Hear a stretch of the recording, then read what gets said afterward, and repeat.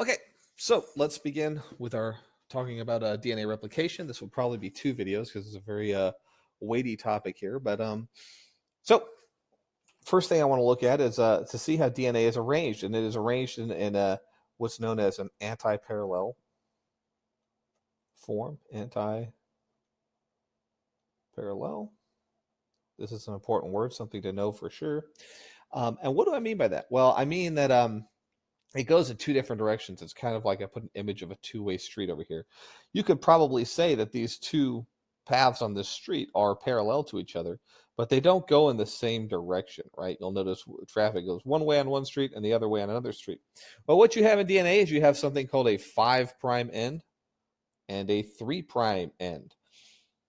And you'll notice on the other side of this DNA, you have a 5' end where you have the 3 corresponding with a 3' end and the 3' end over here. And you'll notice these arrows kind of show you the directionality of this DNA. We typically, when we talk about replication, something that we're going to need to know is that DNA replicates in a 5' to 3' direction. 5' to 3'. So that's kind of why these arrows are drawn this way. It's how we think of DNA as working. And where do these numbers come from, this 3' and 5'? Well, it's looking at this sugar in here. That's the number of carbons. If you notice, there's a carbon where I have all these red dots right here. These all represent carbons. This is a carbon. It's labeled with a C right there. So if you were to number these carbons off, as an organic chemist might, 2, 3, 4, and 5. It's these numbered carbons that kind of indicate which direction the DNA is going. So one strand runs this way. If you'll notice, this other strand is kind of could be considered, if you want to consider it this way, upside down or running in the opposite direction. So this is kind of the basics of directionality in DNA. These are two anti-parallel strands. Now, before we knew about DNA and how everything worked, we thought that there were three total models that DNA could replicate. When you think about it, this is something we take for granted a little bit. But the first one was called conservative, meaning an entire strand of DNA was conserved every time DNA replicated. So here, old DNA strands on old nucleotides would be colored in red. So over here, you would have essentially a system in which this DNA is copied onto two new strands. Those two new strands develop into two new strands. And of course, as you can see, you conserve this whole piece of DNA all the way through here, just both of these double strands.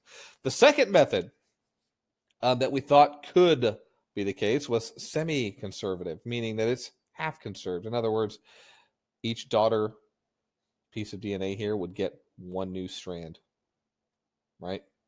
And then it would replicate again, like so. And as you can see, you end up with these two strands kind of on separate sides or in separate pieces of DNA.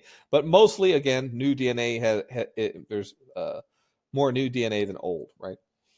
In the dispersive model, this was, hey, I wonder if it just copies little chunks here and there throughout the DNA, and you end up with this model of copying in which you keep some of it and you keep and you gain some new DNA, but it's kind of randomly dispersed throughout these DNA molecules, right? This is the dispersive model. So go ahead and pause it right now and tell me which model you think, which model of replication DNA follows. And I'm not going to answer yet because we're going to go over an experiment to show us what the truth is about this. This is we're going to talk about something called the Messiles-Stahl experiment. It's considered it's considered the most, and this is what it's known as, the most beautiful experiment in biology. And I think when we talk about it, you'll see why. Because it is very beautiful and very elegant the way it was designed. So what they've done here, and you're going to need to follow closely if you want to understand this, because it is very interesting. They grew some E. coli cells with 15 nitrogen. This is an isotope of nitrogen. It's a little bit heavier. So 15 nitrogen is heavy. 14 nitrogen, this is kind of your standard nitrogen here, is lighter. Right, that's the first key thing we got to know. So they grew a bunch of cells in this heavy nitrogen. So that means the DNA itself would be slightly heavier, right? Then what they did is they transferred those cells into a only 14 nitrogen environment, which only had lighter nucleotides in here, and they let these cells divide, right? And they let them divide 2 times, and we're going to see what's going to happen here because they end up isolating this DNA to see how heavy it is. So remember our models here. Remember our models. So these top 3 are their controls, where they just kind of raised in these 2 separate environments, and then they did one with both mix of both types together, and they kind of centrifuged this DNA. They basically spun it really fast, and the heavier DNA is going to move further down this tube. The lighter DNA will not go quite as far, right? So what they did in this experiment is they noticed after the first replication that this band, the weight of this DNA was between where you would normally find a 15N band, 14N band. It's kind of in between those, right? So this kind of fits our model so far for semi-conservative replication, meaning that each DNA consists of part heavy, part light, part 15N, part 14N. So they did another round of replication, and this still kind of fits the semi-conservative model because what you start to see is 2 distinct bands here, right?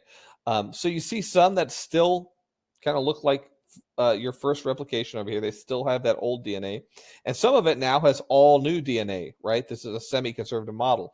Over time, if you kept watching this thing replicate, you notice that this new band gets bigger, and this small band that's a combination of the old DNA gets smaller because you're going to have a much smaller proportion of that DNA over time. So let's see what we would have expected in different models here, right? So let's say that we had our first replication, second replication. This is what we actually observed, right? We observed one band, N15, N14 in the middle. Then our second replication, we noticed that there was 2 bands, right? So if our conservative model was true and we had, let me pull my ink out over here. If conservative model was true, and each band of DNA or each double-stranded DNA was conserved through this whole process, you'd expect to see 2 bands after a first replication, right? Because you'd still have all your old DNA and all your new DNA. So this one we can knock out after the first replication because that's not what we observed. For semi-conservative, you would expect this, right? You would expect if you had a one parent strand and one daughter strand on all of your DNA after one replication, you'd expect to get this one band right here. For the dispersive model, you would also expect if you had kind of half your DNA was new, half was old on each of your strands approximately, you'd still expect the second band, or you still expect this one band in the middle, right? Now, where it gets confusing here is, or not confusing, but where it gets where you're able to finally eliminate dispersive is in this second replication, because in the second replication, if this was to continue divide and everything was still dispersing, you might slowly have, this band might move, but you should still have one band of kind of DNA that consists of this kind of,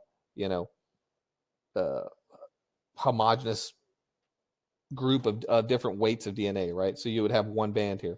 What he noticed is that you still had 2 bands after the second replication, which fits a semi-conservative model, because you would have some that was N14 only and some that was N15 and N14, which is that kind of intermediate weight right there, which is half old, half new. So this is how they eliminated dispersive, and this is how we know that DNA is semi-conservative. Semi-conservative meaning part of the parent strand is conserved and part of it is new, right? These are a whole parent strand is old, and there's a whole new parent strand every time, or a whole new daughter strand every time DNA replicates. So I hope that makes sense as far as conservative, semi-conservative, dispersive models and what this Mendelssohn-Stahl experiment really proved. And I hope that experiment was, if you understood it, it is a very beautiful experiment. Okay, so next video, we're going to talk about the details of replication and some of the enzymes involved in this process. Thank you for listening.